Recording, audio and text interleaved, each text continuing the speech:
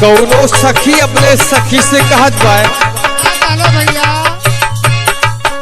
अरे के न गईल यार जिला अरे के न गईल पटना के न गईल ना अरे के न गईल ना वही पूरबी बनजिया की के न गईल ना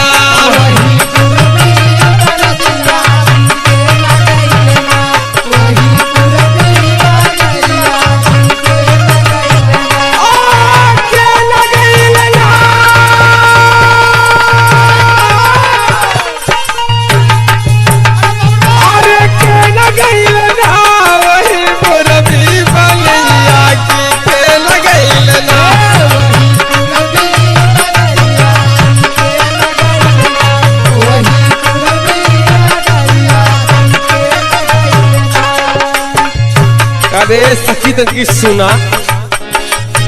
हमार सैया जी हमें छोड़ के चला गई ने अरे के न लावे लहंगा चोली के न लावे सरिया के न लावे लहंगा चोली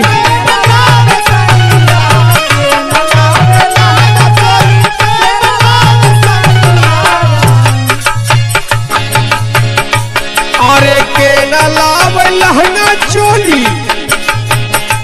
अरे के न लाव सरिया के न लावना अरे के न लावना मोरे मांगी के सनुरवा की के न लावना मोरे मांगी के सनुरवा की के न लावना मोरे मांगी के सनुरवा की के न लावना के न लावना के न लावना मोरे मांगी के सनुरवा की के न लावना मोरे मांगी के सनुरवा की के न लावना मोरे मांगी के सनुरवा की के न लावना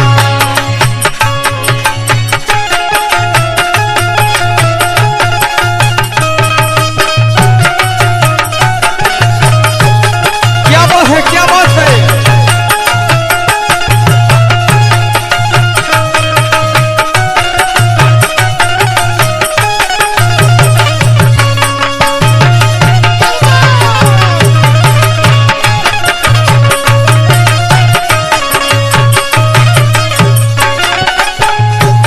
लेकिन भौजिया नंदिया से कहत बा भैया अरे जेठ लाए लहंगा चोली देवरा लाए सड़िया जेठ लाए लहंगा चोली